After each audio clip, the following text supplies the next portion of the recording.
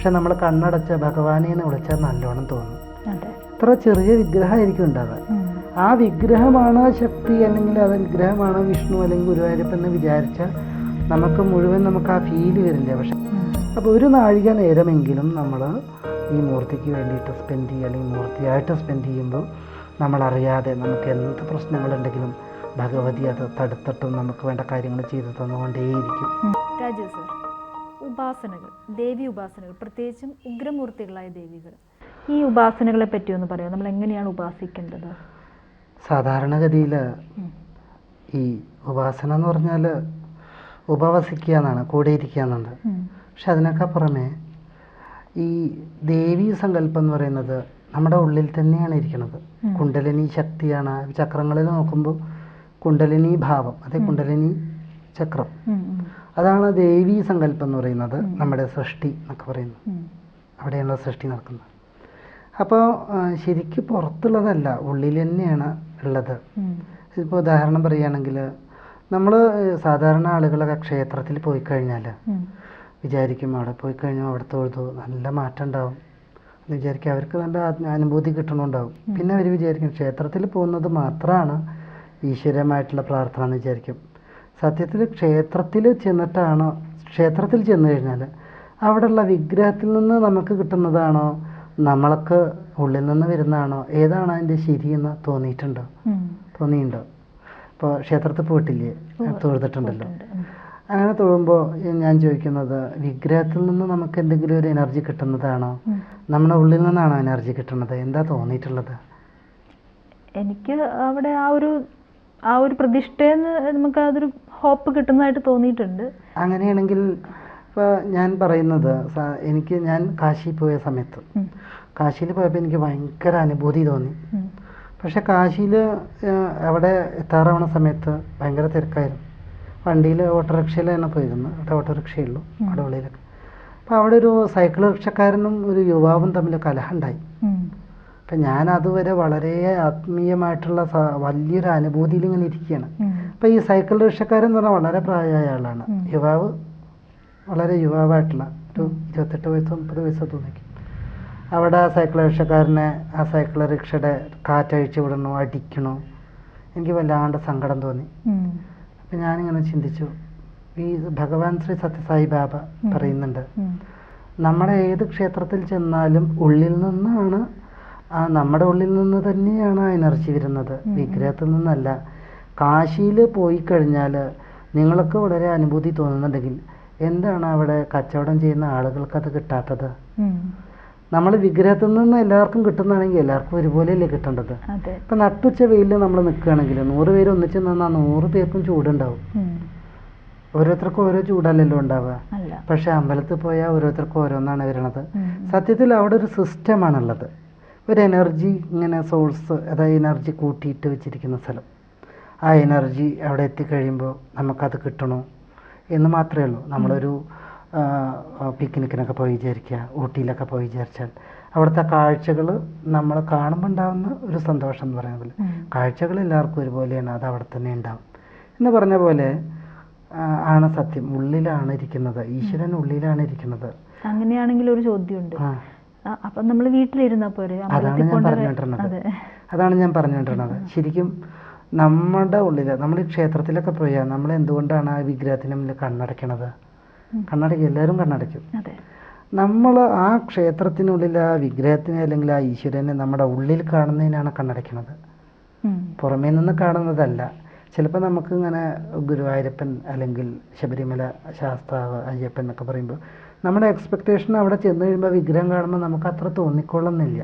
പക്ഷെ നമ്മൾ കണ്ണടച്ച ഭഗവാനെ എന്ന് വിളിച്ചാൽ നല്ലോണം തോന്നും. ഇത്ര ചെറിയ വിഗ്രഹമായിരിക്കും ഉണ്ടാവുക. ആ വിഗ്രഹമാണ് ശക്തി, അല്ലെങ്കിൽ അത് വിഗ്രഹമാണ് വിഷ്ണു അല്ലെങ്കിൽ ഗുരുവായൂരപ്പൻ എന്ന് വിചാരിച്ചാൽ നമുക്ക് മുഴുവൻ നമുക്ക് ആ ഫീല് വരില്ല. പക്ഷെ കണ്ണടച്ച് തൊഴുതാൽ നല്ല ഫീലാണ് വരിക. നമ്മുടെ ഉള്ളിൽ അതിനെ കാണുമ്പോൾ നമ്മളും അതും ഒന്നായി മാറുകയാണ് കുറച്ച് സമയത്തേക്ക്. അതാണ് യഥാർത്ഥ ഉപാസന. അപ്പോൾ സാധാരണ ഉപാസന ചെയ്യുമ്പോൾ നമ്മൾ തന്നെയാണ് ആ ഭഗവതി, നമ്മൾ തന്നെയാണ് ആ ദേവി, ആ സ്വരൂപം എന്നിൽ തന്നെയാണുള്ളത്, എന്നിലൂടെയാണ് പ്രവർത്തിക്കുന്നത് എന്ന് സങ്കല്പിച്ചിട്ട് വേണം ഉപാസന ചെയ്യാൻ അല്ലെങ്കിൽ ജപം ചെയ്യാൻ.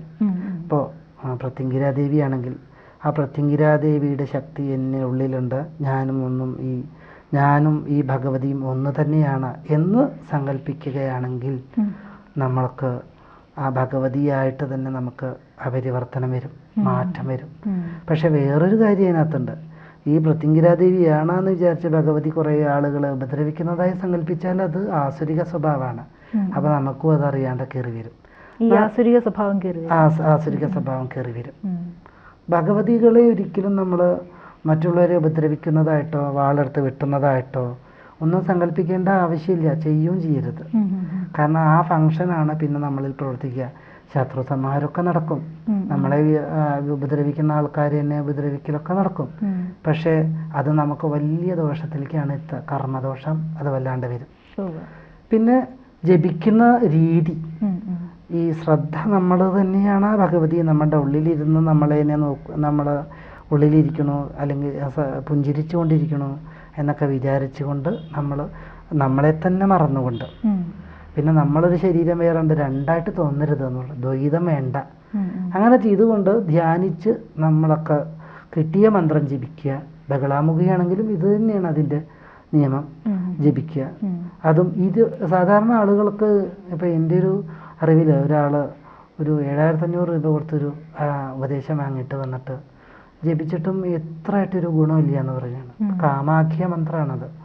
അദ്ദേഹത്തിന് അതുകൊണ്ട് ഗുണം ഉണ്ടായില്ല എന്ന് പറഞ്ഞാൽ വളരെ അത്ഭുതമായ കാര്യമാണ്. പക്ഷെ ആ ഉപദേശിച്ച ഗുരുനാഥൻ പറയണത് 21 തവണ ജപിക്കാൻ പാടുള്ളൂ കേട്ടോ എന്നാണ്. 21 അല്ല കണക്ക്, 108ആണ്. നമ്മൾ ഒരു ആള് ഭക്ഷണം കഴിക്കാൻ വന്നാൽ ഇഡലി വേണം, ഇഡലി കൊടുക്കണം, ഒരു ഇഡലി മതി, അത് മതി, അത്രയേ ഉള്ളൂ, വേണ്ട എന്ന് പറഞ്ഞാൽ അദ്ദേഹത്തിന് എന്താണ്, ഒരു തൃപ്തിയാവില്ല, അദ്ദേഹത്തിന് വയറ് നിറയുമില്ല. അതേ പറഞ്ഞ പോലെ ഒരു മൂർത്തിനെ ഉപാസിക്കുമ്പോൾ അല്ലെങ്കിൽ ധ്യാനിക്കുന്ന സമയത്ത് അവർ നമ്മളിലേക്ക് എത്താനും പ്രവർത്തിക്കാനും ഉള്ളൊരു സമയം നമ്മൾ കൊടുക്കണം. അതിനാണ് നമ്മൾ 108 അല്ലെങ്കിൽ 25 മിനിറ്റ്. 25 മിനിറ്റിൻ്റെ കാര്യം എന്താണെന്ന് വെച്ചാൽ ഒരു നാഴിക നേരം, ഒരു നാഴിക എന്ന് പറഞ്ഞാൽ 25 മിനിറ്റാണ്, 24 മിനിറ്റ്, 2.5 നാഴികയാണ് ഒരു മണിക്കൂർ. അപ്പോൾ ഒരു നാഴിക നേരമെങ്കിലും നമ്മൾ ഈ മൂർത്തിക്ക് വേണ്ടിയിട്ട് സ്പെൻഡ് ചെയ്യുക, അല്ലെങ്കിൽ മൂർത്തിയായിട്ട് സ്പെൻഡ് ചെയ്യുമ്പോൾ നമ്മളറിയാതെ നമുക്ക് എന്ത് പ്രശ്നങ്ങളുണ്ടെങ്കിലും ഭഗവതി അത് തടുത്തിട്ടും നമുക്ക് വേണ്ട കാര്യങ്ങൾ ചെയ്തു തന്നുകൊണ്ടേയിരിക്കും.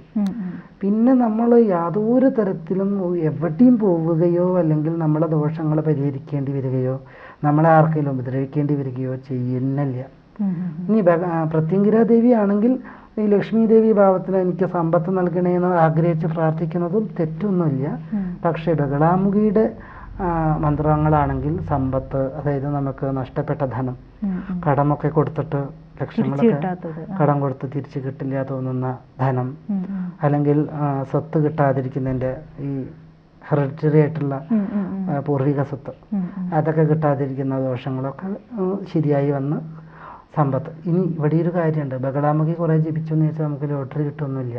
ഒരുപാട് ധനം അങ്ങനെ വരാൻ സാധ്യത ഇല്ലാത്തത് വരുമൊന്നുമില്ല, തടസ്സപ്പെട്ട് കിടക്കുന്നതൊക്കെ വരും. പിന്നെ എക്സ്പെൻസുകൾ കുറയും, കിട്ടുന്ന പണം നമുക്ക് ഉപയോഗിച്ച് സേവ് ചെയ്യാൻ കഴിയും. അതുപോലെ തന്നെ ഇതിൽ ഈ ദേവി ഉപാസനകളിൽ പറയുകയാണെങ്കിൽ അശ്വാരൂഢം എന്ന് പറയുന്നതുണ്ട്. അശ്വാരൂഢം എന്ന് പറഞ്ഞാൽ മാന്ത്രികതൻ്റെ കയ്യിലുള്ള ഭഗവതിയാണ്, ധനവും വശ്യം ഒക്കെ ചെയ്യുന്നതാണ്. ലക്ഷ്മി ദേവിയുടെ മന്ത്രങ്ങളുണ്ട്, ലക്ഷ്മി ദേവിനെ ആരാധിക്കാം. ഏത് ഉപാസനയാണെങ്കിലും ആ മൂർത്തിയിൽ തന്നെ നമ്മൾ ലയിച്ചു ചേർന്ന് അതിലൂടെ തന്നെ സ്ഥിരമായിട്ട് ഒരു 25 മിനിറ്റ് കണക്കാക്കിയിട്ട് അല്ലെങ്കിൽ 108 തവണ കണക്കാക്കിയിട്ട് നല്ല ശക്തി കൂടിയ മന്ത്രങ്ങൾ ജപിച്ച് നമ്മൾ സ്ഥിരമായിട്ട് ഒരു ദിവസം രാവിലെ എണീച്ചിട്ട് ഒരു 7 മണിക്കുള്ളിലോ അല്ലെങ്കിൽ രാത്രി നമ്മൾ നല്ല ശുദ്ധമായിട്ട് രാത്രി 10 മണിക്ക് ശേഷമൊക്കെ ചെയ്യുന്നത് വളരെ നല്ലതാണ്. ഒരു ചിട്ടയോട് കൂടിയൊക്കെ ചെയ്യുകയാണെങ്കിൽ അതിന് ഒരുപാട് ഗുണങ്ങളുണ്ടാവും. അങ്ങനെയുള്ള കാര്യങ്ങളാണ് ശരിക്കും. അങ്ങനെ ചെയ്തു കഴിയുമ്പോൾ നമുക്ക് ഈ ആഭിചാരങ്ങളൊന്നും പേടിക്കേണ്ട ആവശ്യമേ വരുന്നില്ല. ഇതൊന്നും ചെയ്യാതെ പ്രൊട്ടക്ഷൻ കിട്ടും. പിന്നില്ല, അത് തീർച്ചയായിട്ടും. ഈ പ്രത്യങ്കിര എന്ന് പറഞ്ഞാൽ ഒരു രക്ഷയില്ല. പിന്നെ ആഭിചാരത്തിൻ്റെ പ്രശ്നമേ വരണില്ല. ഈ ചേമ്പന്തണ്ടിൽ വെള്ളമൊഴിച്ചാൽ എന്താ സ്ഥിതി അതുപോലെ പോയിക്കോളും. പിന്നെ വേറൊരു കാര്യം എന്താണെന്ന് വെച്ചാൽ ഈ സ്ഥിരമായിട്ട് നിത്യമായി ജപിക്കുമ്പോൾ എന്താണെന്ന് വെച്ചാൽ അമിതമായിട്ടുള്ള ഭയവും നമ്മളിൽ നിന്ന് വിട്ടുപോകും, ആകുലതകൾ വിട്ടുപോകും. പ്രണയമൊക്കെ ആണെങ്കിൽ നമുക്ക് ചേരാത്ത ബന്ധമാണെങ്കിൽ നമുക്ക് തന്നെ അത് വേണ്ടാന്ന് തോന്നിയിട്ട് നമുക്ക് വിട്ടൊഴിഞ്ഞു പോരാൻ തോന്നും. പിന്നെ പ്രണയനൈരാശ്യം അനുഭവിക്കുന്നവർക്ക് ആ വിഷമത്തിൽ നിന്ന് മുക്തി നേടാൻ കഴിയും. ഇതിനൊക്കെ പുറമെ നമുക്ക് യോജിച്ച ബന്ധമാണെങ്കിൽ നമുക്ക് ഇഷ്ടപ്പെട്ട ആളെ തിരിച്ച് കിട്ടാനും നമുക്ക് കിട്ടാനും അത് കല്യാണം കഴിക്കാനും പ്രണയമൊക്കെ സക്സസ് ആവാനൊക്കെ ഉപയോഗിക്കുന്ന ഉപാസനകളാണ് ദേവി ഉപാസന. ഈ പറഞ്ഞതിലൊക്കെ അത് പെടും. നന്ദി സാർ. ജ്യോതിഷമോ വാസ്തുവോ പൂജയോ നിങ്ങൾക്ക് ആവശ്യമുണ്ടോ? താഴെ കാണുന്ന നമ്പറിൽ വാട്സപ്പ് ചെയ്യൂ. നിങ്ങൾ ചെയ്യേണ്ടത് ഇത്രമാത്രം: താഴെ കാണുന്ന നമ്പർ നിങ്ങളുടെ മൊബൈലിൽ സേവ് ചെയ്യൂ. അതിനുശേഷം ഞങ്ങളുടെ നമ്പറിലേക്ക് വാട്സപ്പിലേക്ക് ഹായ് അയക്കൂ. ജ്യോതിഷ സംബന്ധമായ എല്ലാ ആവശ്യങ്ങൾക്കും ABC മലയാളം നിങ്ങളോടൊപ്പമുണ്ട്. സമ്പൂർണ്ണ ജാതകം, സാധാരണ ജാതകമല്ല, സമ്പൂർണ്ണ ജാതകം. 75 പേജുകളടങ്ങിയ സമ്പൂർണ്ണ ജാതകം 250 രൂപയ്ക്ക് നിങ്ങളുടെ കൈകളിലേക്ക്. അതിനായി നിങ്ങൾ ചെയ്യേണ്ടത് ഇത്രമാത്രം: താഴെ കാണുന്ന നമ്പറിൽ ബന്ധപ്പെടുക. ജ്യോതിഷവുമായി ബന്ധപ്പെട്ട എല്ലാ വിശേഷങ്ങളും നിങ്ങളിലേക്കെത്താൻ ABC ജ്യോതിഷം സബ്സ്ക്രൈബ് ചെയ്യുക.